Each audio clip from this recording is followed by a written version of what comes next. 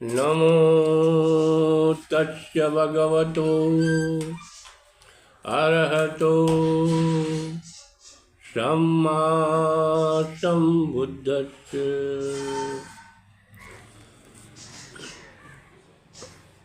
जब उपालनाई बहुमूल्य वस्त्रों तथा आभूषणों की पोटली को पेड़ की शाखा में टांगकर पुनः उसी रास्ते से तेजी के साथ बढ़कर राजकुमारों के पास आ गया, जिसे देखकर सभी राजकुमार अचंभित हुए। पुनि मूड़ी पेल पकड़ पति धावा, पुरनक चाट कुमारन पावा।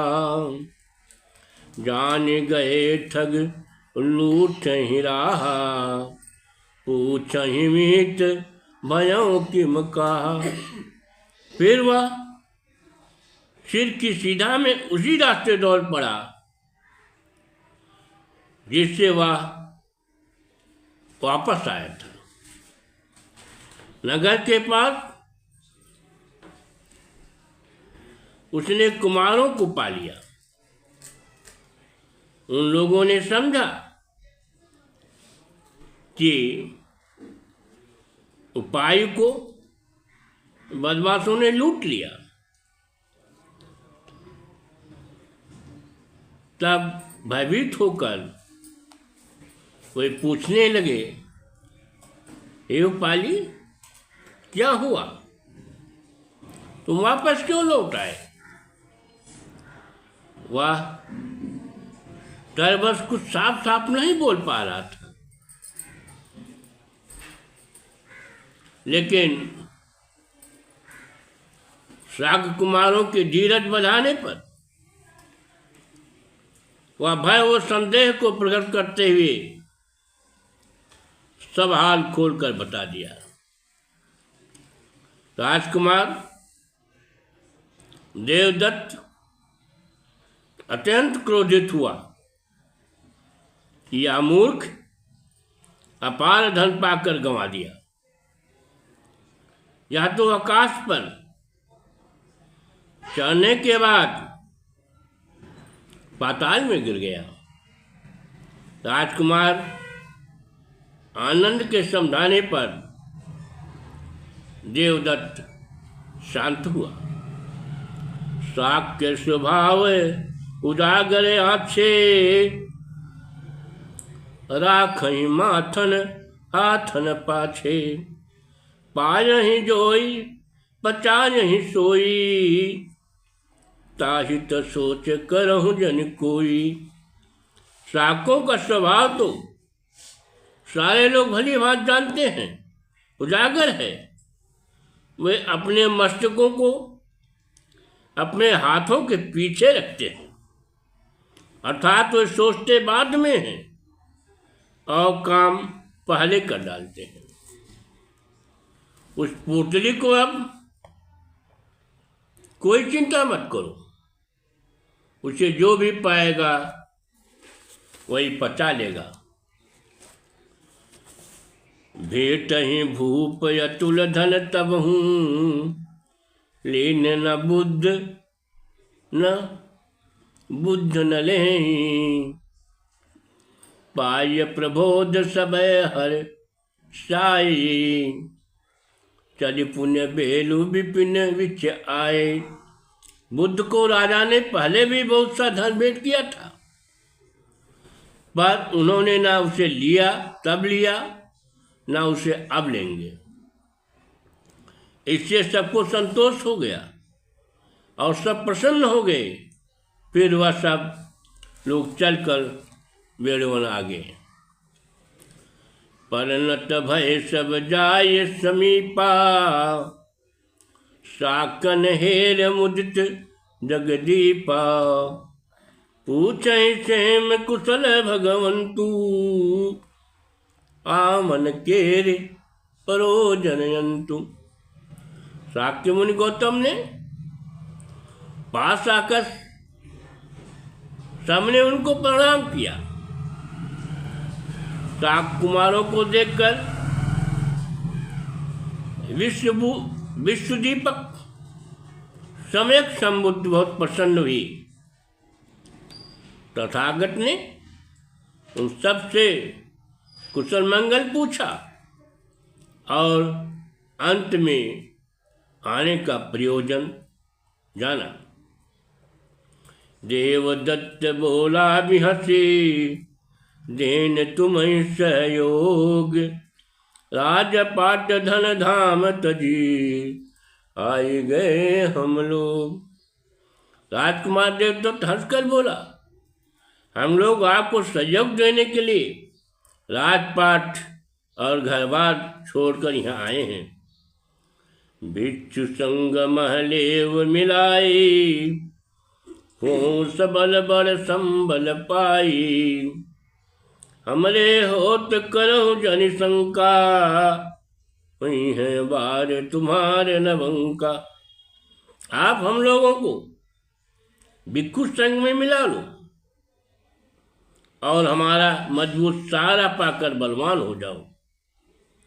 आप हमारे रहते कोई शंका मत करो, आपका बाल भी बाका न होगा। सो सुन मौन रहे अरहंतु, कहे आनंद सुनहि भगवंतु, भिक्षु संग महायावन चहि, बुद्ध शरण सब पावन चहि। देवदत्त की बात सुनकर आज कुछ नहीं बोले। तब आनंद ने कहा, हे भगवान सुने, हम लोग भिक्षु संघ में सम्मिलित होना चाहते हैं और बुद्ध को पाना चाहते हैं।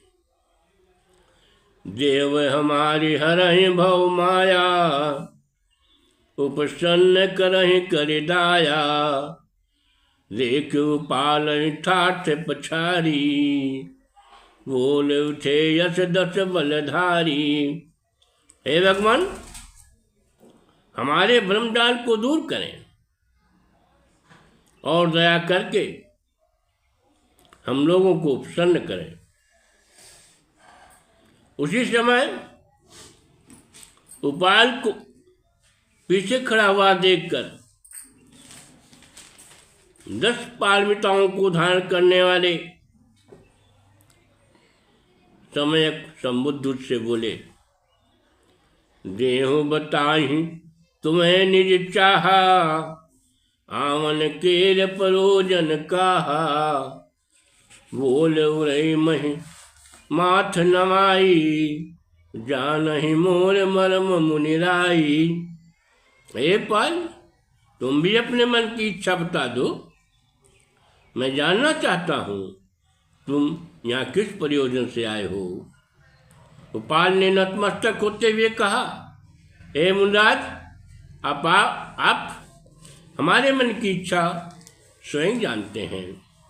लोक धर्म धन पावन चाहूं, बुद्ध शरण महायावन चाहूं, जो गुरु लाभ मिले मुनिराजू, जीवन हो ये सफल मम आजू।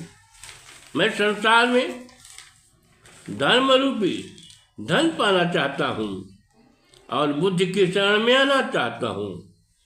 हे मुनिराज, यदि मुझे यह महान लाभ मिल जाए तो मैं आज मेरा जीवन सफल हो जाएगा। परम सुशील उपाल ही चीन्हा, उपसंपन्न प्रथम कहीं कीन्हा, पुनि सब शील जया विधि दीने, उपसंपन्न कुमारन कीन्हे। तथागत ने उपाल को बहुत शीलवान समझकर सबसे पहले उसी को उपसंपदा दिया। तत्पश्चात वेद पूर्वक शील ग्रहण करवाकर शाक्य राजकुमारों को उपसन्न किया। कीन क्रिया तिनते पहले, उपसंपत्ति तीन समीप बुलाए। शाक्य कुमारन को नमनीय भयो जगवंदन नंदन नाई। वर्णन विचार न कीन्ह कबो करुणा निज शील दीन बढ़ाई। सृष्टि कतो समदृष्टि तथागत सो कवि विक्रम दृष्टि न आई। शाक्य मुनि गौतम ने शाक्य कुमारों से पहले उपालि को पास बुलाकर उपसंपदा दिया। उपालि पहले उपसंपन्न होने के कारण नापित पुत्र उपालि शाक्य कुमारों के लिए परम अर्थात दृष्ट होकर वंदनीय व पूजनीय हो गया। कौनवा निधान बुद्ध ने कभी किसी व्यक्ति के वर्ण पर विचार नहीं किया, बल्कि उसके शील को ही महत्व दिया।